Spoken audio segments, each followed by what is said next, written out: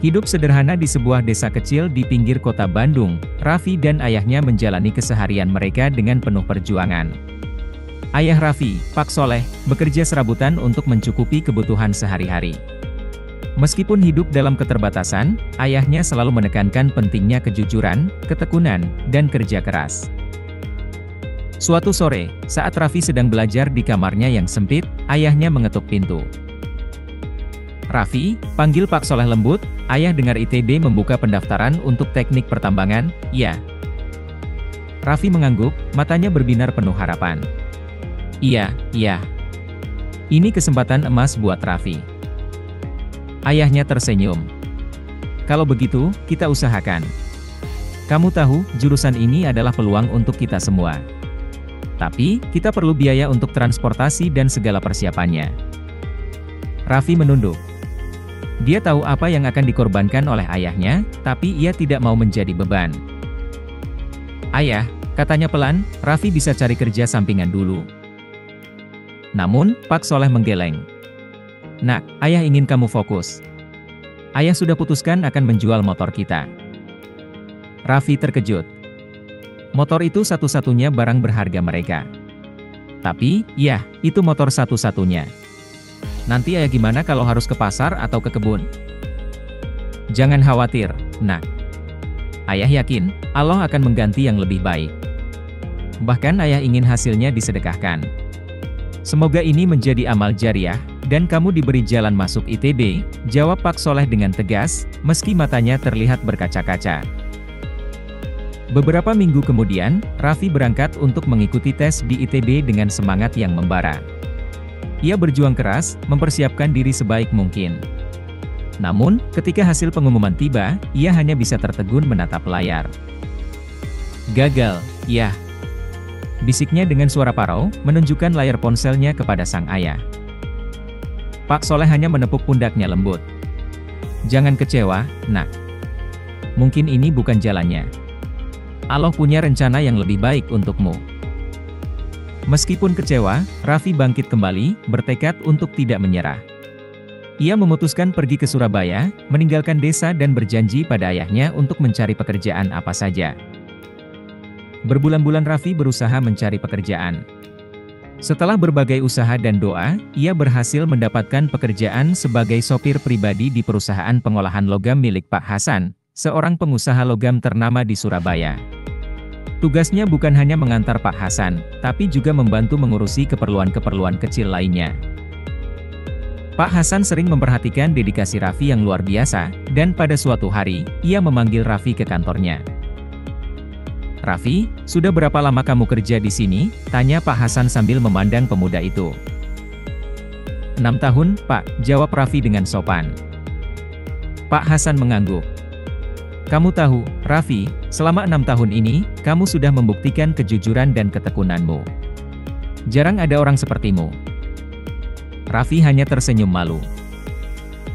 "Saya dan keluarga sudah memikirkan ini lama, Raffi," lanjut Pak Hasan, "bagaimana kalau kamu menikah dengan anak saya, Sinta?" Raffi terkejut dan wajahnya memerah.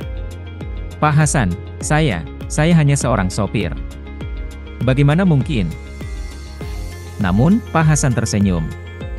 "Kamu lebih dari sekadar sopir bagi kami, Raffi. Saya dan istri percaya kamu akan membahagiakan Sinta. Dan kamu sudah kami anggap sebagai keluarga." Raffi terdiam, hatinya penuh dengan rasa syukur dan kebahagiaan yang tak terlukiskan. Kisah cinta Raffi dan Sinta. Sinta, anak tunggal Pak Hasan, seorang gadis cantik dan cerdas. Awalnya, ia ragu dengan perjodohan ini, tetapi setelah mengenal Raffi lebih dekat, ia mulai terpesona pada ketulusan dan kesederhanaan pria itu. Suatu sore, saat mereka berjalan-jalan di taman, Sinta memberanikan diri untuk bertanya, "Raffi, apa yang membuatmu begitu tekun dan tidak pernah menyerah?" Raffi tersenyum, memandang Sinta dengan penuh kasih. "Sinta, ayah saya selalu mengajarkan bahwa hidup ini tidak akan berarti tanpa kejujuran dan ketekunan.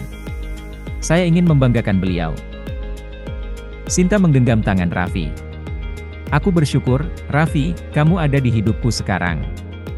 Aku merasa aman dan bahagia." Raffi merasakan kehangatan yang tulus dari perkataan Sinta, dan sejak saat itu, cinta mereka tumbuh semakin dalam. Mereka menikah dalam sebuah upacara yang sederhana namun penuh kebahagiaan. Setelah menikah, Pak Hasan menyerahkan sebagian besar tanggung jawab perusahaan kepada Raffi. Dengan dukungan Sinta, Raffi menjalankan perusahaan dengan baik, memperluas usaha, dan tetap setia pada prinsip kejujuran yang diwariskan ayahnya. Beberapa bulan kemudian, saat perusahaan membutuhkan karyawan baru di bagian teknik pertambangan, Raffi melakukan wawancara untuk lulusan S1 di bidang tersebut.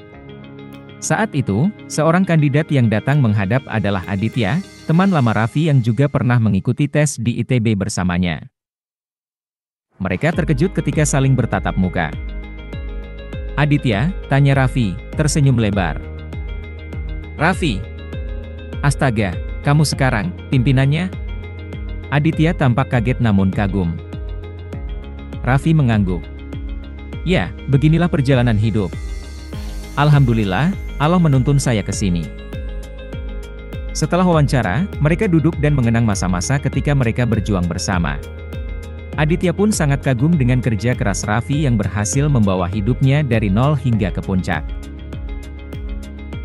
Setelah beberapa tahun menjalankan perusahaan logam milik mertuanya, Raffi dan Sinta mulai merasakan tekanan yang lebih besar dari keluarga besar Pak Hasan. Perusahaan ini telah berkembang pesat di tangan Raffi, dan keberhasilannya ternyata memunculkan kecemburuan serta ketidakpuasan dari beberapa anggota keluarga yang merasa mereka pantas mendapat bagian lebih besar. Suatu hari, di tengah kesibukan pekerjaan, Raffi menerima kabar bahwa ada pertemuan mendesak dengan keluarga besar Pak Hasan.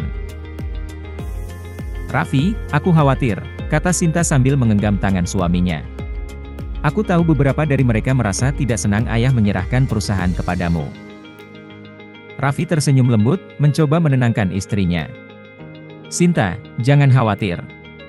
Kita hadapi bersama. Aku akan berusaha mengatasi ini dengan baik." Di ruang tamu yang luas, keluarga besar telah berkumpul. Ada paman dan bibi dari pihak ayah serta saudara-saudara sepupu Sinta. Beberapa di antara mereka tampak tidak menyukai keputusan Pak Hasan yang memberi kepercayaan besar kepada Raffi. Pak Joko, paman Sinta, memulai pembicaraan dengan nada tegas. "Raffi, kami tidak meragukan kejujuranmu. Tapi sebagai keluarga, kami juga berhak mendapatkan bagian dari keuntungan perusahaan ini." Raffi, dengan sikap rendah hati, menjawab, "Tentu, Pak Joko. Semua keuntungan dibagikan sesuai dengan pembagian yang telah ditetapkan Pak Hasan sejak awal." Namun, Paman Joko tidak puas. "Kami hanya merasa bahwa sebagai menantu, kamu tidak seharusnya mengambil alih perusahaan ini sepenuhnya. Kami semua sudah lama di sini, dan kami juga memiliki hak untuk menentukan arah perusahaan." Pak Hasan yang juga hadir, menenangkan suasana. "Semua ini sudah diatur dengan adil. Raffi menjalankan perusahaan dengan jujur dan penuh tanggung jawab. Justru dia yang bekerja keras setiap hari."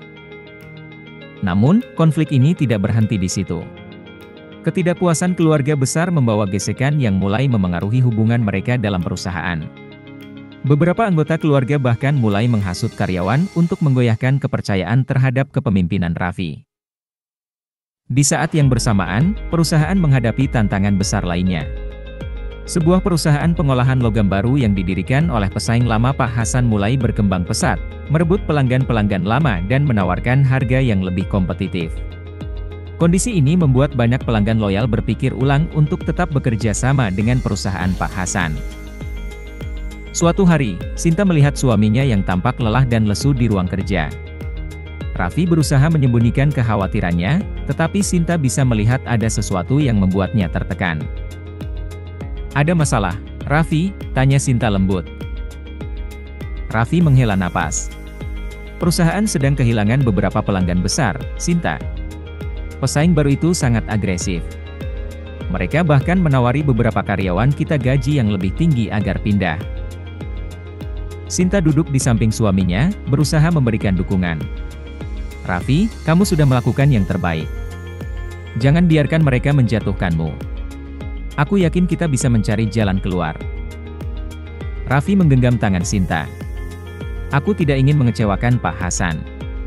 Dia sudah mempercayakanku untuk menjaga perusahaan ini, dan aku akan berusaha sebaik mungkin. Setelah mempertimbangkan berbagai strategi, Raffi memutuskan untuk mengadakan pertemuan besar dengan para karyawan. Dia menyadari bahwa untuk mengatasi krisis ini, dia harus memperkuat hubungan internal di dalam perusahaan. Dalam pertemuan itu, Raffi berbicara dengan penuh semangat. Saya paham bahwa kondisi saat ini tidak mudah, dan beberapa dari kalian mungkin tergoda dengan tawaran dari perusahaan pesaing.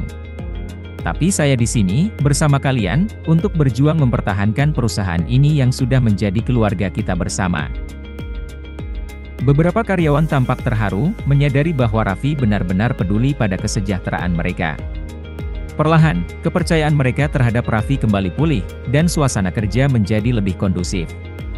Raffi juga memperkenalkan beberapa inovasi untuk meningkatkan produktivitas dan kualitas produk perusahaan, sehingga bisa bersaing dengan perusahaan baru tersebut. Namun, usaha keras Raffi untuk membangun kembali perusahaan kembali terganggu oleh masalah keluarga besar. Paman Joko, yang terus merasa tidak puas, menggugat Raffi atas hak kepemilikan perusahaan.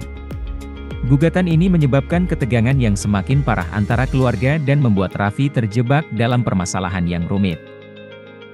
Raffi kembali menemui Pak Hasan. Dengan nada khawatir, dia bertanya, "Pak Hasan, apa yang harus saya lakukan? Saya tidak ingin keluarga besar ini berantakan."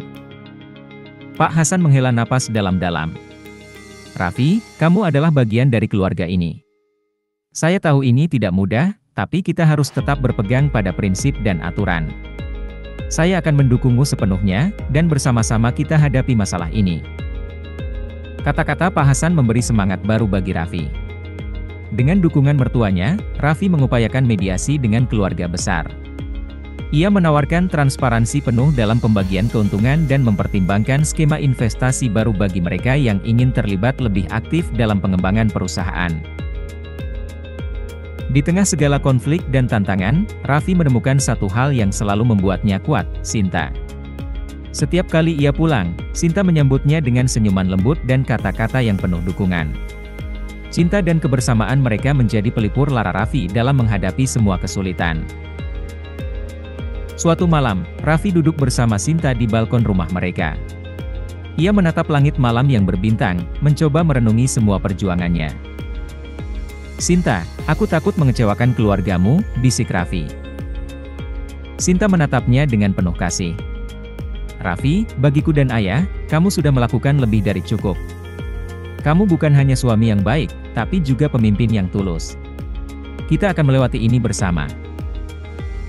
Raffi menggenggam tangan Sinta erat-erat. Dalam momen itu, ia merasa yakin bahwa selama ia memiliki dukungan dari orang-orang yang dicintainya, ia akan mampu menghadapi segala rintangan.